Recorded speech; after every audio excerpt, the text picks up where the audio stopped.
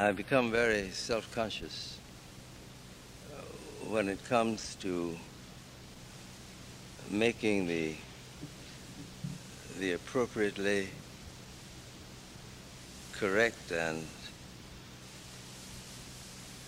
sensitive response to anything that involves my own presence and personality, because I have a built-in shyness, and fortunately you cannot tell that I'm blushing. In the days when I was in seminary, and the few years after, the customary pulpit dress was a cutaway and striped trousers. It was the days before the gown in ordinary Protestant churches.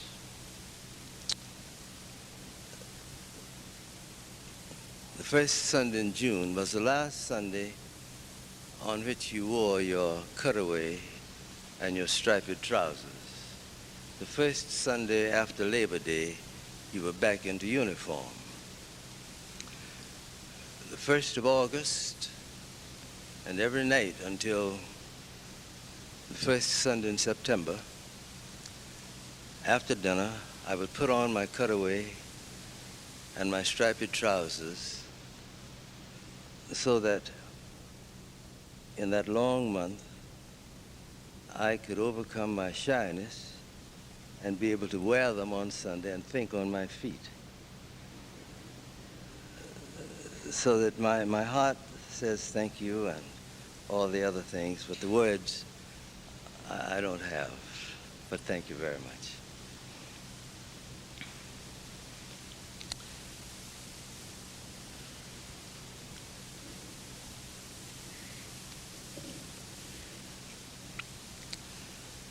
I begin by reading as a background for our thinking about mysticism and social action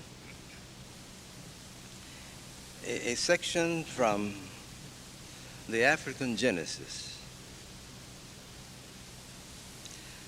Never to be forgotten, to be neglected, to be derided, is the inconspicuous figure in the quiet back room of civilization. He sits with head bent, silent, waiting, listening to the commotion in the streets. He is the keeper of the kind. Who is he? We do not know, nor shall we ever know. He is a presence, and that is all. But his presence is evident in the last reaches of infinite space, beyond man's probing eye. His presence is guessable in the last reaches of infinite smallness, beyond the magnification of electron or microscope. He is present in all living beings and in all inanimate matter. His presence is asserted in all things that ever were and in all things that will ever be. And as his command is unanswerable, his identity is unknowable. But his most ancient concern is with order. You may sense his presence in a star-scattered sky as silent you stand on a lonely hill. There above you in tightly packed grandeur, the Milky Way, your galaxy, your celestial home. And there beyond Andromeda's faint indication floats your nearest brother in space. 26 quintillion miles away revolves your galaxy's twin in all manner of description and behavior. You may sense his presence in the kind of matter called helium that has always and will forever behave according to the rules and regulations of helium. You may sense his word in the second law of thermodynamics or the patterned behavior of brook trout in a clear New Zealand pond. You may feel his choice in the choice of the reed bunting to defend his territory before his young, or in the pause of a jewel fish that saves his dinner and his small fry too. You may find his word in the forms of cities and symphonies, of Rembrandts and fir trees and cumulus clouds. You may read his command in the regularity of turning things, in stars and seasons, in tides and in striking clocks.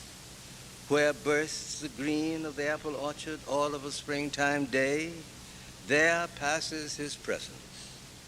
And here too he passes, in the windy fluttering of scarlet leaves and the calls of the harvesters.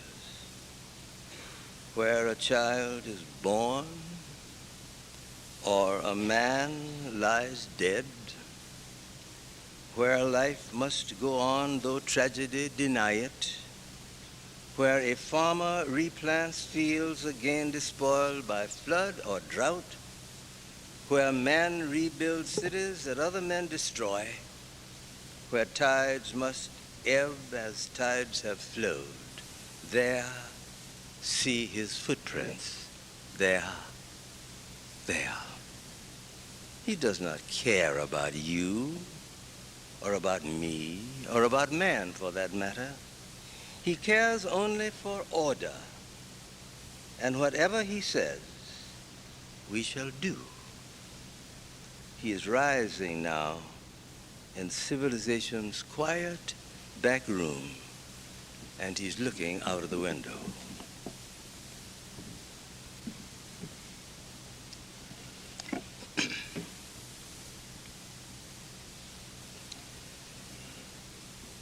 I have chosen to address myself to the subject of mysticism and social action for reasons that are both personal and crucial. Personal because by the accident of birth, if indeed there are accidents in a fundamentally structured universe such as ours appears to be, conditioned me to be an outsider in the community of power where most of the life and death decisions are made which control the common life. If one refuses to accept the assigned category, it means a lifelong struggle for personal identity as well as one's own place in the total society. Always it has been urgent for me to validate beyond all ambivalences and all frustrations the integrity of my inner life. Due to the vicissitudes of the social situation in which I have been forced to live in American society, it has been vital for me to find within myself the door that no man could shut, to locate resources that are uniquely mine, to which I must be true if the personal enterprise of my life is to be sustained despite the ravages inflicted upon it by society. To live under siege with the equilibrium and the tranquility of inner peace, to prevent the springs of my being from being polluted by the bitter waters that flow as drainage from the tablelands of violence and hatred. To do these two things in even the most limited and circumscribed way is to be strong enough to carry the heavy stones of the Spirit which are necessary for the foundations of the kingdom of friendly men underneath a friendly sky. Of such is the ground for my personal stake in the implications of the theme I have chosen. It is crucial because of the radical depersonalization of society generally, which makes it critical for the sanity of Western culture that a way be found to restore and affirm the place and the significance of persons. Here I am referring to the widespread disintegration of the mood of tenderness, which makes us falter, hesitate, or become immobile in efforts to understand and to like each other. It is true that there is a kind of understanding abroad, but it is an understanding that invades, that snoops, that threatens, that frightens, that embarrasses. We are victimized by the craftsmen of the public taste, determining for us the kind of food we eat, the soap we use, the make of our car we drive, and the best way to brush our teeth. We have made an idol of togetherness. It is the watchword of our time. It is more and more the modern substitute for God. In the great huddle, we are desolate, lonely, and frightened. Our shoulders touch, but our hearts cry out for understanding, without which there can be for the individual no life and certainly no meaning. The great cause, even the cause of survival itself, is not enough. There must be found ever creative ways that can ventilate the private soul without floating it away, that can confirm and affirm the integrity of the person in the midst of the collective necessities of existence. It is the insistence of mysticism, as it shall be defined for this lecture, that there is within reach of every man a defense against the grand invasion. It says that a man can seek deliberately to explore the inner regions of his own life.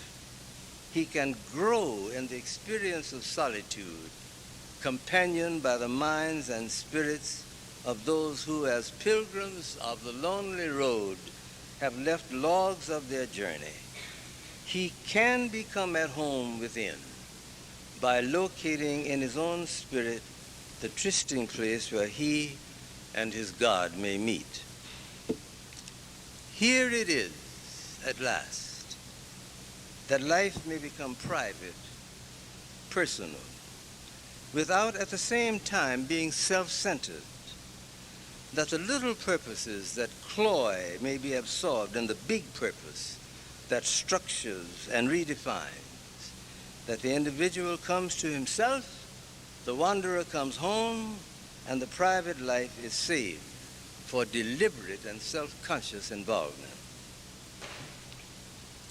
Long before I was acquainted with the term mysticism, and before such a category provided any frame of reference for my mind and thought, the line between the inner and outer in my own experience was not closely drawn.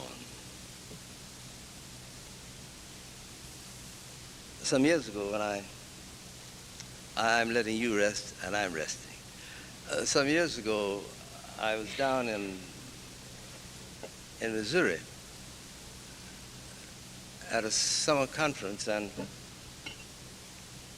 I had been scheduled to come in and do 2 talks on some aspect of mystical religion. I arrived about 5 o'clock, and when I went into the men's room, there were 2 fellows washing their hands and so forth, and one said to the other, "Has the man come who's going to take the rabbits out of the hat tonight?" And the other fellow didn't know what he's talking about. He said, "Oh, the man who's going to talk about mysticism." This was the undergraduate's idea of what mysticism meant. It's magic, hocus pocus.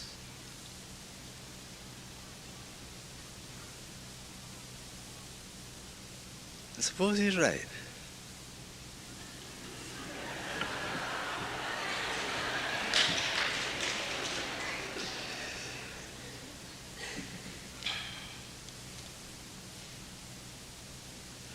I was not early involved in definitions and categories for determining the meaning of things.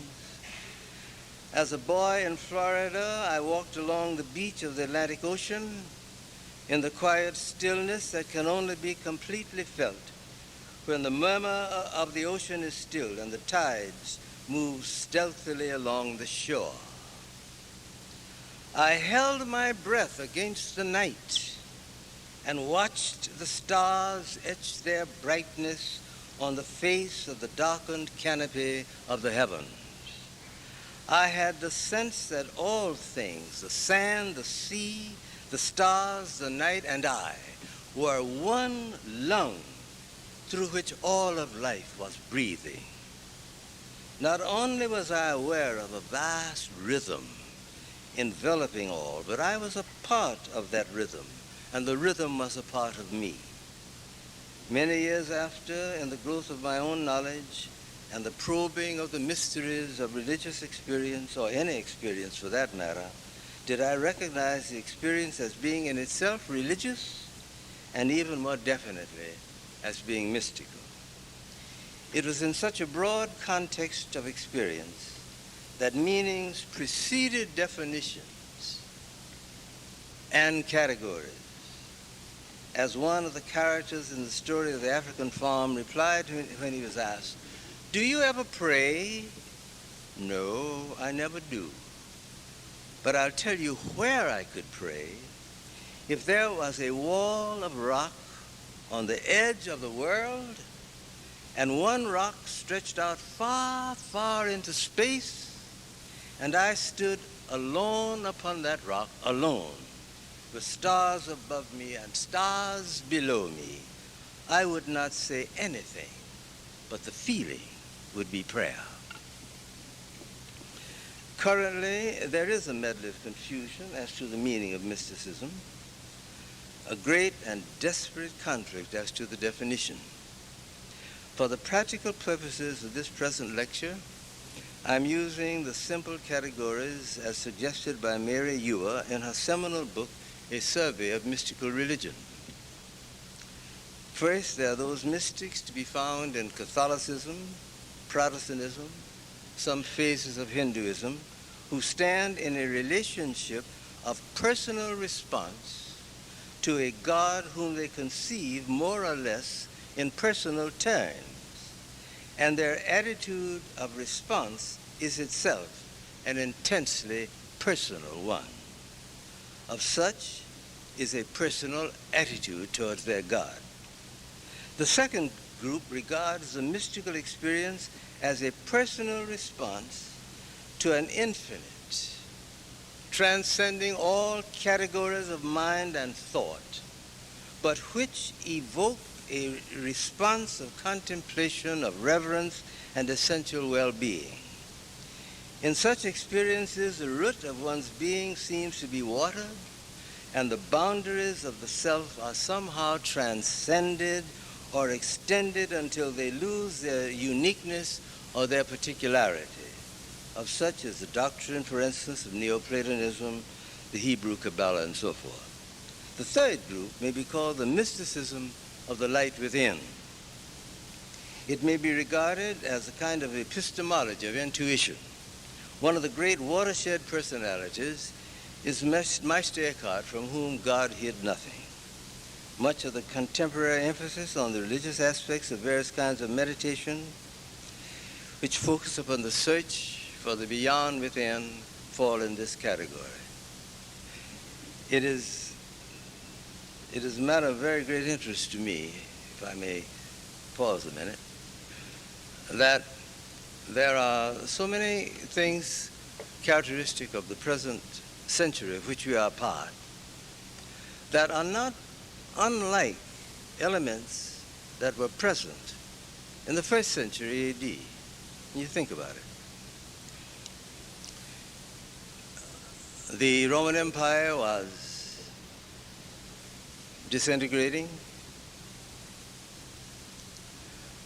For a long stretch of years, there was no rainfall,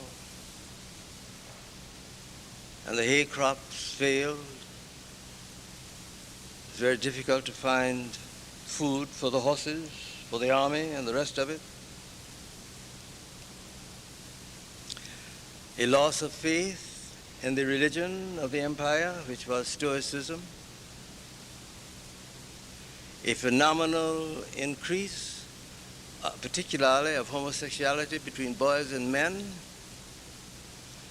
And above all else, the average Roman citizen had lost his sense of responsibility for the fate of the empire. And then coming up out of North Africa were the mystery religions, which had a profound influence on the induction ceremonies that crept into Christianity. How like our time. But that period created a kind of vacuum into which a new religion came, which was Christianity. Is it too far to hazard a guess that the period through which we are passing now is one which either is preparing the way for a new dimension of the meaning of religion or a new religion? I don't know. It worries me sometimes in my sleep because I don't want to miss it.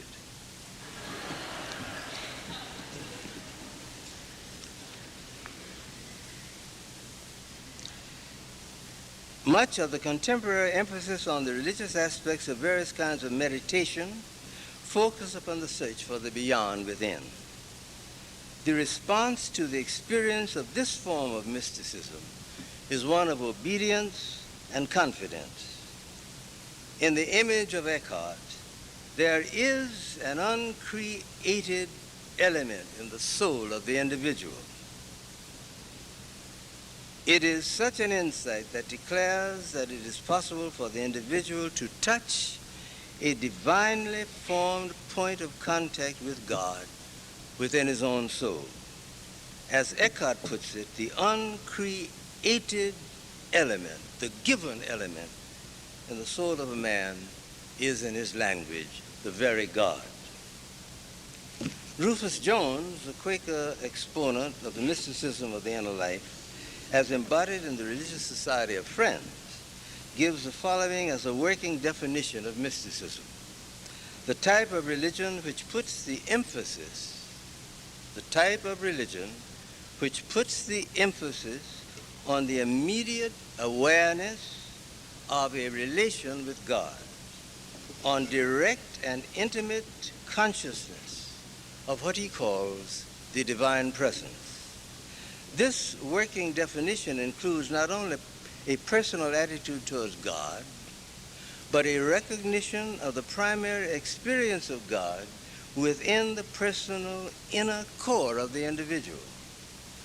For our purposes, then, mysticism is defined as the response of the individual to a personal encounter with God within his own soul. That is my working definition. Such a response is total, affecting the inner quality of the life and its outward expression and its manifestation. Because mysticism deals with the inner personal response to God, it may seem at first look to be life-denying as over against life-affirming. Life-denying because the intent of the person is to withdraw within, to disentangle his life from those things that make for fragmentation, for divisiveness, for attachment. It cannot be denied that this element is pronounced. The evidence for this is abundant in the literature of mysticism. One of the great words of mysticism, for instance, is detachment. By detachment is meant the relaxing of one's hold upon the testimony and the experiences of the senses. It bespeaks intimately of self-denial, even of self-annihilation, or of utter and complete absorption in the experience of union with God. Much of the emphasis upon spiritual exercises is focused on what such experiences will enable the individual to achieve when he's able to rise above and transcend the fierce demand of the senses. These exercises, disciplines of meditation, fasting, a whole series of exercises at the center of which there are many kinds of spiritual disciplines. The whole function of these disciplines is to break the stranglehold of the attachment of the senses, as it seems.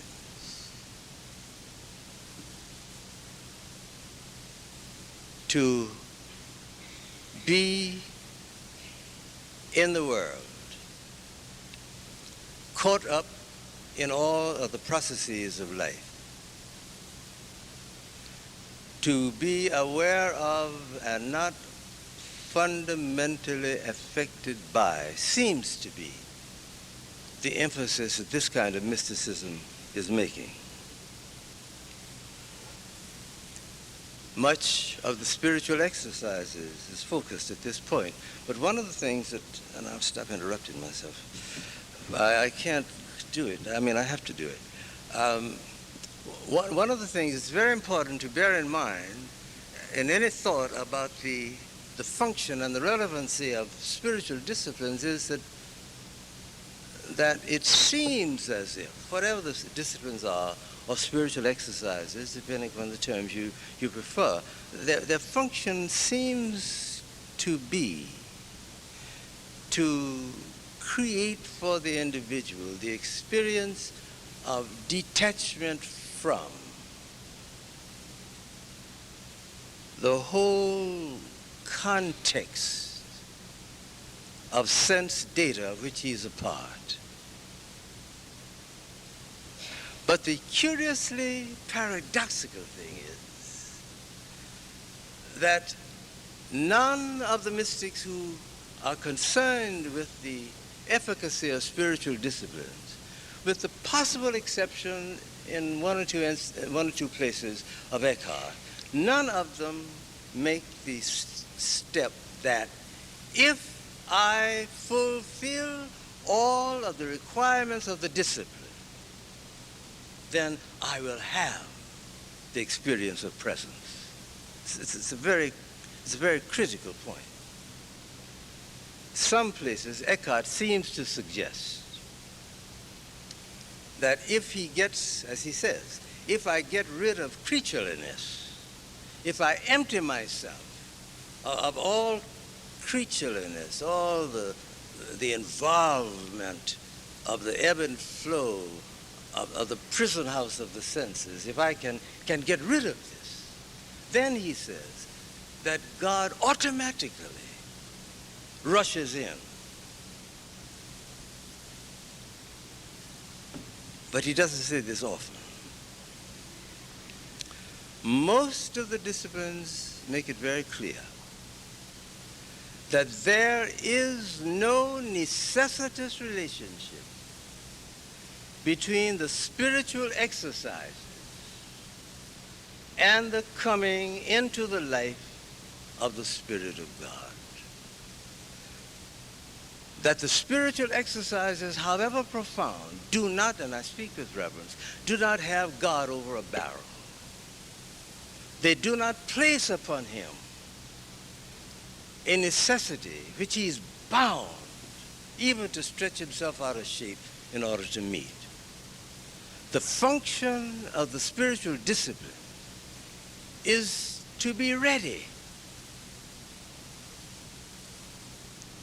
If perchance I am visited,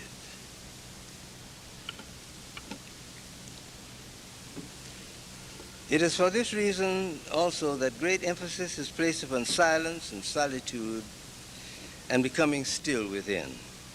The insistence is not so much that something invades the life of man from without, but rather that through quietness and inner solitariness, the individual becomes conscious of what it is that he has in him all the time. Be still and know that I am God is the way the psalmist puts it.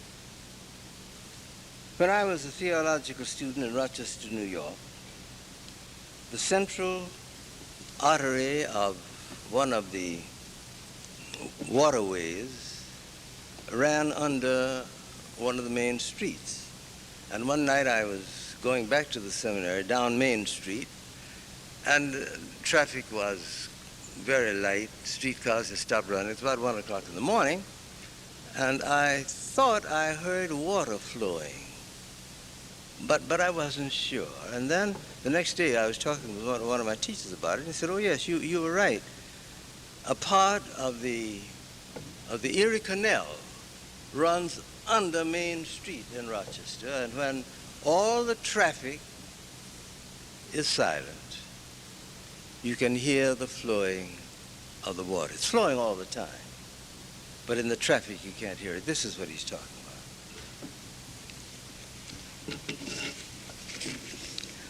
What is it then that the mystic claims that he experiences? For him, it is not merely emotional, though the feeling tone is deep and pervasive. To the mystic, what he experiences is not merely a general truth or truth in general, but rather a profound certainty that he's caught up in a vital experience of truth itself. He crosses over into an area of experience beyond the timberline of the frontier of his senses, and yet it is through this frontier that his spirit is swept. He is unable to give a satisfactory, objective testimony concerning his experience. It is not unlike any experience of revelation, of awareness, of new birth.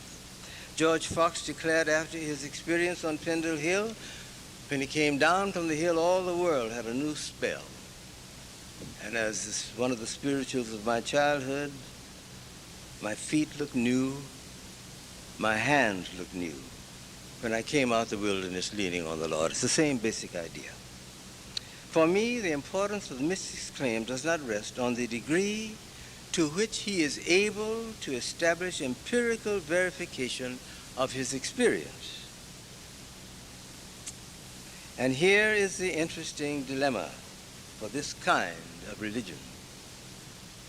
The mind insists that all experiences fall into an order, into some kind of system of meaning, so that the mind can think about it. What the mystic experiences within has to belong somehow to that which is also without. It is reasonable then for the individual to expect to validate his claim of truth by his experience of life in the world. What he experiences in the world must not seem to be radically different from the quality and the kind that takes place within. The key to me then is the mystic's claim of having in his encounter touched that which is vital, total, and absolute. He experiences ultimate meaning, but he experiences it, and he is a creature in time and space, limitations and finitudes. May it not be then that what he discovers to be inherent in him is also inherent in all of life. To the extent to which this is true for the mystic, to that extent will he look out upon the world now, seeing not merely manifestations, things, events, nature, but also seeing at a deeper level what he himself has seen in his own inward parts. The world now, external to himself, becomes pregnant with truth and literally the creation of God. It is possible then that what the mystic sees and experiences is his response to God he may determine and discover in his experiences of life. Therefore, the mystical experience is only, in a limited way, life-denying. It becomes, in its most profound sense, life-affirming. It becomes quite conceivable, then, that if there are purposes in the world, if there are purposes in the mind of God, the creator of life, the creator of the living substance, the creator of existence itself, if I may enter into communion with such a God, such a creator, then as a result of that communion, I may be exposed to the vision of his purposes. The degree to which I respond to that vision, do I participate formally and deliberately and consciously in those purposes. It is this insistence, then, upon the empirical or practical validation of his experience that the mystic is under the necessity to remove from his fellows, and here I make a turn in my thinking, to remove from his fellows whatever there is or may be that prevents them from realizing their own experience of the truth within them. It is the mystic's conviction that God bottoms existence and is manifest in his creation and in all his creatures. There are certain things, conditions, attitudes, or experiences that may separate one from the experiencing of this truth. Whatever such conditions are, they must be regarded as positive and evil. From the point of view of the mystic, they tend to prevent the individual from his experience of truth as defined in the categories of his religion. Social action, therefore, is an expression of resistance, as an expression of resistance against whatever tends to or separates one from the experience of God, who is in the very ground of his being. This is where I'm coming out. Here, the concern is not with a particular creed, doctrine, or dogma. The mystic is not fundamentally concerned with such categories. He sees clearly that all such categories are definitions of the mind. They reflect the teaching, the culture pattern, the particular social orientation of the individual. They represent what the mind does when it seeks to rationalize the profound experiences of the spirit. They are what the mind distills from the ceaseless ferment of the ebb and flow of the fluidity of experiences as life is being lived. They do not represent the truth of what one experiences. Such is only necessary when one undertakes to talk about it or to explain one's experience of the truth. Therefore, the mystic's concern with the imperative of social action is not merely to improve the condition of society. It is not merely to feed the hungry, not merely to relieve human suffering and human misery. If this were all, in and of itself, it would be important, surely. But this is not all. The basic consideration has to do with the removal of all that prevents God from coming to himself in the life of the individual. Whatever there is that blocks this calls for action. In this endeavor, at first glance, it may seem to be an act of superarrogance. Indeed, it may seem to be utterly presumptuous to claim to know what it is that stands between a man and the experiences of his own reality at the core of his being. Thus, the mystic begins with himself.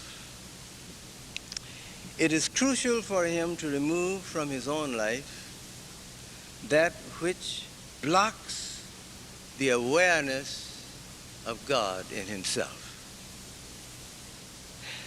The mystic recognizes that he shares in the collective ills of his society. He participates in the collective guilt. In him is mirrored the very life of the society of which he is a part, but he must begin with himself. For the mystic, social action is sacramental because it is not an end in itself. Always it is the individual who must be addressed located and released underneath his misery and his hunger and his destitution, that whatever may be blocking his way to his own center, where his altar may be found, this must be removed. My simple point is that whatever there is that blocks the way to my own altar must be removed, or to his altar must be removed. For if your eye is a hindrance, pluck it out, says the book. When social action is viewed from this perspective, a very crucial problem arises. The problem that the victims of injustice, for instance, face is not unlike that which faces the perpetrators of the deeds that offend. The assumption here is that both parties, the sufferer and the offender, are both cut off from their own altars. I am under obligation to identify with each. It is much easier within the context of mystical piety to identify with the sufferer, the hungry, the poor, the neglected, than with those whose power, privilege, and insensitivity, are largely responsible for the social ill. But I must not forget that the ill that a man does to others stands between that man and that man's own altar. Of course, of this he may not be aware. One of the radical functions of social action is to make the offender aware of this. How may this be done? Some form of shock must be used. An action that will give to the offender an acute sense of the same kind of insecurity that his action is creating for other people in the society. It is here that we see starkly revealed the moral relevancy of such devices, for instance, as a boycott. What moral suasion and conscience were unable to do over a long time interval of pressure, the boycott may shock into an acute awareness of what is at stake. In the early days of Operation Breadbasket, I was in Chicago for a weekend. Jesse Jackson asked me to attend and to address the large Saturday morning weekly meeting. It was a very impressive gathering: white, black, laborers, professionals, clergy, lay people, many people. Just before my introduction, 4 people came in as a group. Immediately, the chairman was asked to report, chairman of the group. It developed that a merchant in the general area was selling groceries and other foodstuffs that were spoiled and not edible.